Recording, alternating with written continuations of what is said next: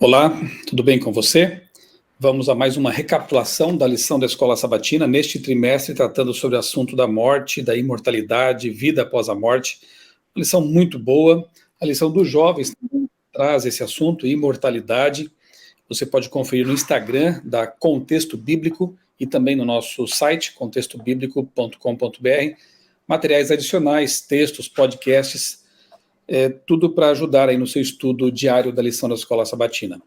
Nós já aprendemos aqui na lição que revisamos essa crença fundamental bíblica que a morte é um estado de inconsciência entre o momento que a pessoa perde ali seu fôlego de vida e a ressurreição, na grande ressurreição geral ali, por ocasião da volta de Jesus. Entendemos que os mortos não podem voltar a participar do mundo dos vivos, que quem faz isso, tentando propagar a ideia, reverberar a ideia que ele mesmo originou lá no Éden, de que o ser humano seria inerentemente, automaticamente imortal, é Satanás. Ele e seus anjos simulam aparições de almas, de espíritos desencarnados, coisa que está totalmente em desacordo com a Bíblia. A reencarnação, a alma imortal, nós vimos biblicamente a alma, ela é mortal e simplesmente representa a pessoa. Nefesh, lá na origem, já na criação, nós vemos que Adão se tornou uma nefesh, uma alma vivente, uma pessoa vivente. Então, repito, biblicamente, nós não temos nenhuma margem para crer que existam espíritos, almas desencarnadas, e que após a morte, imediatamente a pessoa iria para o céu ou para o inferno. Aliás, a lição desta semana trata justamente deste assunto. O inferno eterno, de chamas eternas, de onde veio essa ideia? Será que ela se sustenta biblicamente? Antes de mais nada, eu quero dizer que vou deixar na descrição deste vídeo links aí para textos, outros vídeos que eu já tenho gravados aqui no meu canal, para o caso de você querer se aprofundar um pouco mais nesse assunto.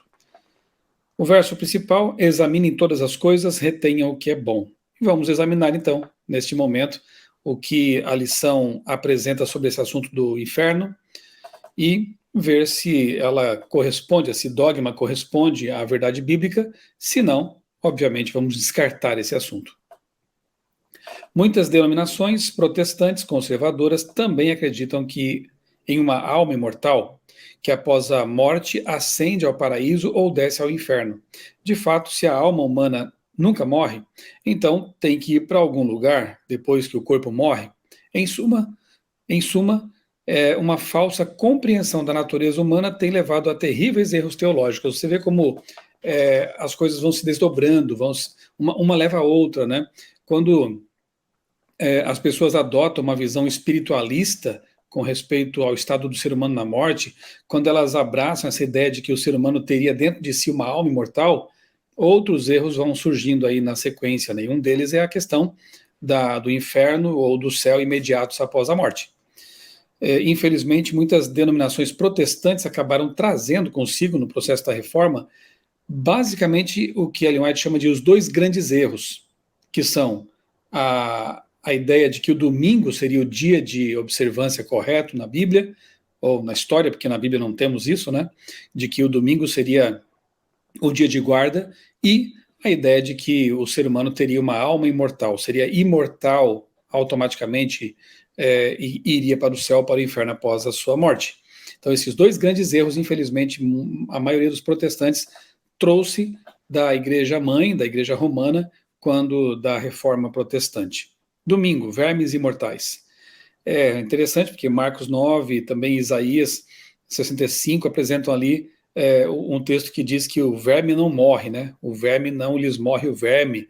É interessante esse texto porque, primeiramente, a questão do não morrer ou do ser aparentemente imortal, nós vamos tratar aqui nesta semana também, na lição desta semana, esse assunto foi tratado. Nem sempre o para sempre, ele quer dizer exatamente eras indefinidas. Depende do contexto e veremos isso daqui a pouco. Alguns comentários aqui da lição, explicando essa questão do verme que não morre, né? A referência é a vermes que se alimentam de corpos em decomposição. Isso vem do comentário de Robert Bratcher, um comentário bíblico evangélico, né? Explicando aqui que a referência não é a pessoas como se elas fossem vermes, mas aos vermes que comiam os cadáveres. Em Marcos 9,48, Jesus citou Isaías 66, 24, que diz: Eles sairão e verão os cadáveres daqueles que se rebelaram contra mim, porque o seu verme nunca morrerá, nem o seu fogo se apagará, e eles serão um horror para toda a humanidade. Dá a impressão, né, de que o fogo vai queimar para sempre. Já veremos isso também, porque tem um texto que fala sobre Sodoma e Gomorra, lá em Judas, e usa a expressão também fogo eterno. Será que o eterno, já começa a questionar isso, né? Será que o eterno tem que ver com a duração ou com as consequências desse fogo? Calma, veremos isso daqui a pouquinho. Mas aqui a ideia é a mesma, né? Um verme que não morre e um fogo que não se apaga. Bem, essa cena metafórica, assustadora, retrata um campo de batalha com os inimigos de Deus mortos no chão, sendo destruídos.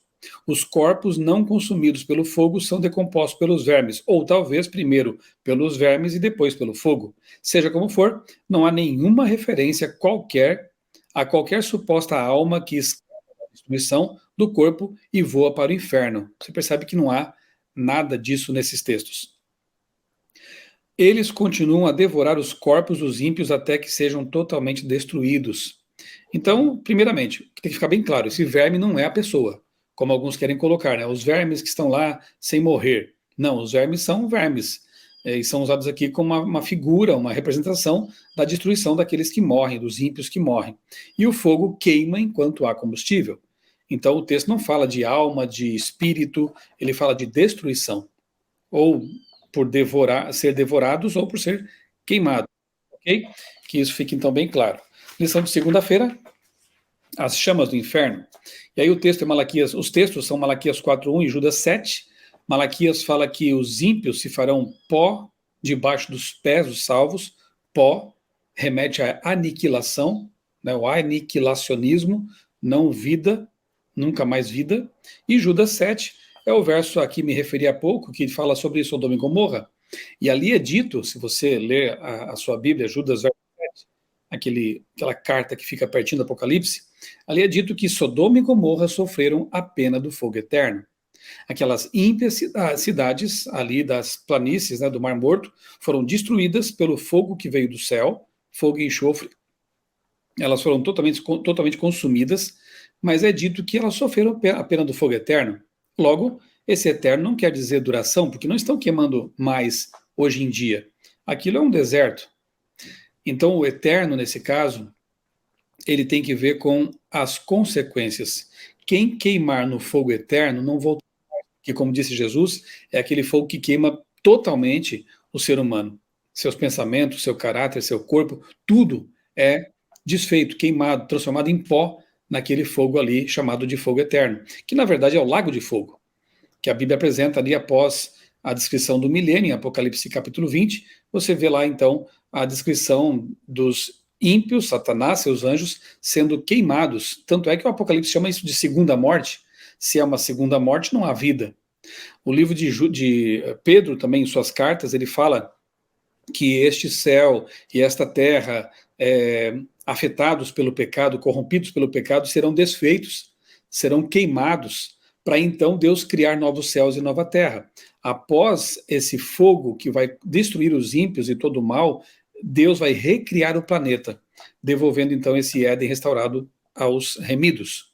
Então, Malaquias 4:1, Judas verso 7, são muito categóricos em afirmar que não há queima para sempre, né? Um fogo queimando para sempre, mas sim uma destruição completa, eterna. Não se volta mais disso. A palavra eterno, no hebraico olam, e no grego aion, aionios, carrega diferentes significados dependendo do contexto imediato. Por exemplo, quando associada a Deus, como é o caso em Deuteronômio 33, 27, eterno, a palavra expressa a sua eternidade, obviamente, porque está conectada com o ser que é eterno, que é imortal. Quando relacionada aos seres humanos, como é o caso de Êxodo 21, verso 6, para sempre, a palavra é limitada pela expectativa de vida da pessoa, eterno enquanto dura, porque ela está conectada com alguém que não é eterno em termos de duração, como é o Criador. Ao qualificar o fogo como eterno em Mateus 18, por exemplo, 25 também. Isso implica que o fogo não se apagará até que haja consumido totalmente o que está sendo queimado. Isso significa que o fogo eterno será eterno no sentido de que consumirá os ímpios completa e irreversivelmente, não restando nem raiz, nem ramo, como diz Malaquias 4, verso 1.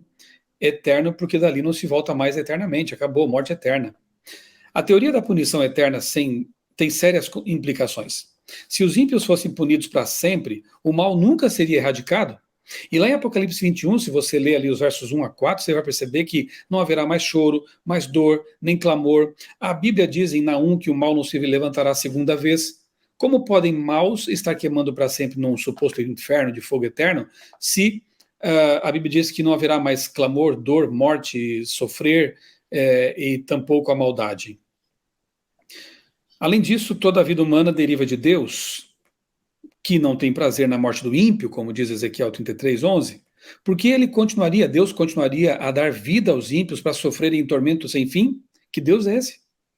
Se os ímpios serão punidos segundo as suas obras, por que uma vida curta de 10, 20, 30, 40, 50, 80 anos que seja, levaria a pessoa a ser punida para sempre por bilhões e bilhões de anos nas chamas?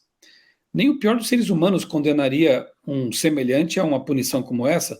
O máximo que nós humanos fazemos aqui na Terra é a pena capital, pena de morte, ou então prisão perpétua, e depois acabou, morreu.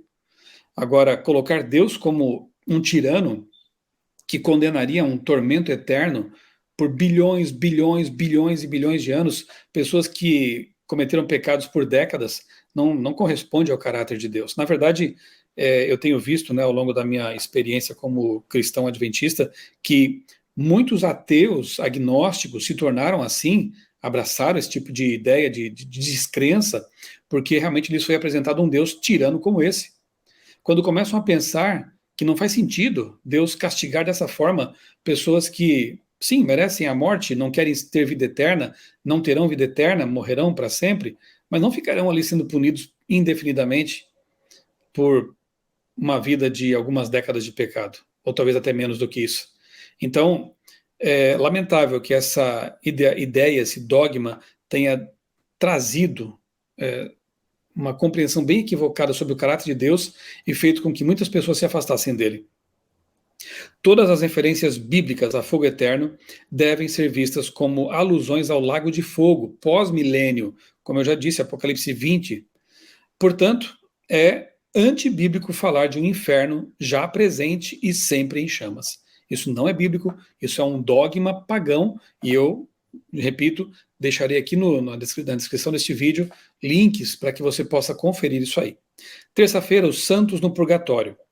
Aí os textos eram, para a nossa leitura, Eclesiastes 9:10, Ezequiel 18:20-22, Hebreus 9:27. Hebreus 9:27, aquele texto que diz que aos homens está ordenado morrerem uma só vez, vindo depois disso o juízo. Mas esse dogma do purgatório, que é apresentado, por exemplo, no Catecismo da Igreja Católica, das edições Loyola 2022, diz assim: os que morrem na graça e na amizade de Deus, mas não de todo purificados, embora seguros da sua salvação eterna, sofrem depois da morte uma purificação, a fim de obterem a santidade necessária para entrar na alegria do céu. A Igreja recomenda também a esmola, as indulgências e as obras de penitência a favor dos defuntos. Veja que é uma ideia de um local intermediário, como se houvesse uma segunda chance, ou uma chance ainda de que a pessoa possa sair dali e ir para o céu. Ou, se não houver intercessão por ela e ela não puder purgar seus pecados que não são tão graves assim a ponto de levá-la diretamente para o inferno, ela poderá também ir para o inferno. Eu lembro que li um livro certa vez de um senhor que acabou indo para o satanismo mesmo, no fim das contas, mas depois foi resgatado por Deus, que se revoltou com Deus porque pessoas pobres na vila em que ele morava não podiam pagar, as famílias não podiam pagar por missas do sétimo dia para redimir, supostamente, essas almas do purgatório.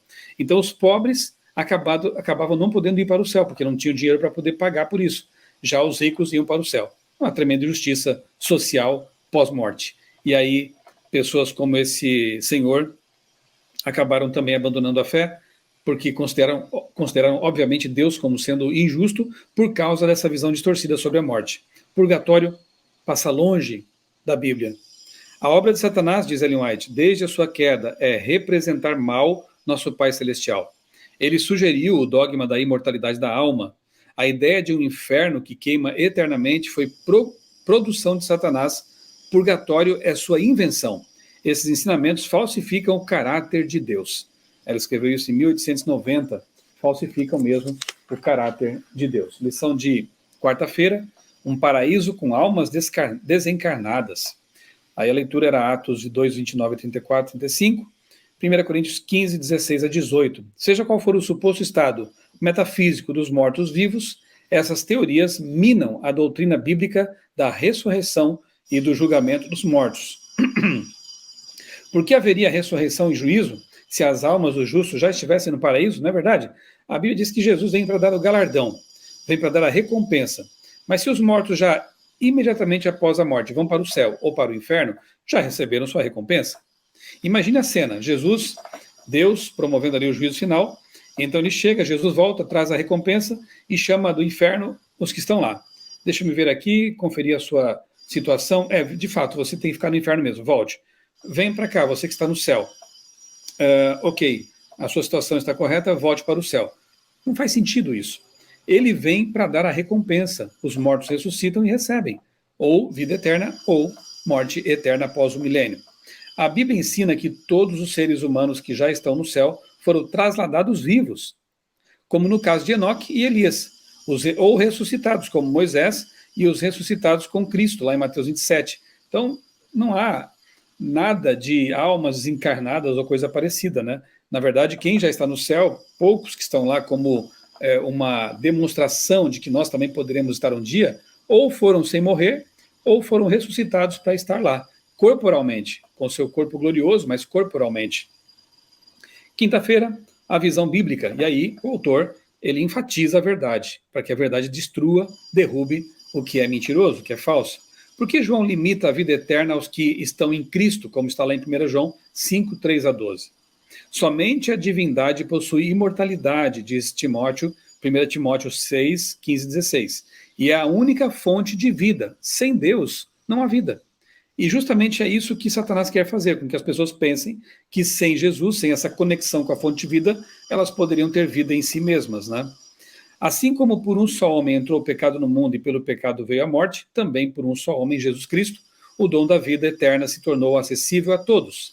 Paulo fez uma referência inequívoca a um Adão literal que, por meio da transgressão, trouxe o pecado e a morte ao mundo. Não se pode entender nada na Bíblia sem um Adão literal. Foi bom que o autor tenha enfatizado esse ponto aqui, porque tem muita gente hoje pregando que Adão e Eva seriam personagens alegóricos, seria uma metáfora e não uma história, um relato factual, histórico mesmo, em personagens reais. Porque toda a teologia bíblica, inclusive no que diz respeito à questão da morte, ela está fundamentada sobre a crença de que Gênesis 1, 2, 3 e os demais são relatos históricos, factuais.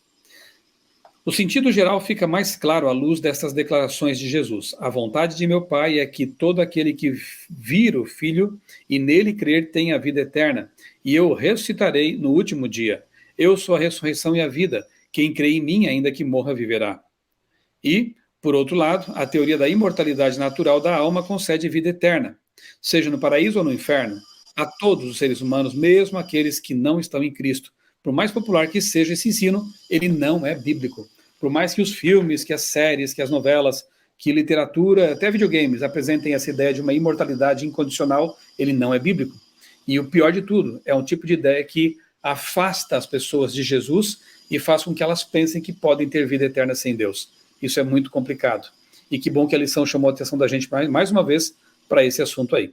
Estude a lição, estude a Bíblia, fique bem fundamentado na palavra de Deus, e aí a sua esperança será real e você não terá dúvidas com respeito a esse tema da morte, bem como outros temas mais. Vamos orar? Amado Deus, maravilhoso Pai, muito obrigado, Senhor, por tuas infinitas misericórdias, porque tu nos convidas ao arrependimento, a uma vida de consagração e de conexão contigo, para que possamos ter a vida eterna. Ajuda-nos, Senhor, a manter nossos passos firmes no teu caminho, a não nos desviarmos, levados por dogmas e ideologias, ideias falsas criadas por Satanás, e ensinar essas verdades bíblicas às pessoas, para que elas possam ter a mesma esperança que nos anima. Nós oramos e te agradecemos por tudo, em nome do Senhor Jesus. Amém. Um grande abraço para você, que Deus abençoe grandemente a sua vida e também a sua família.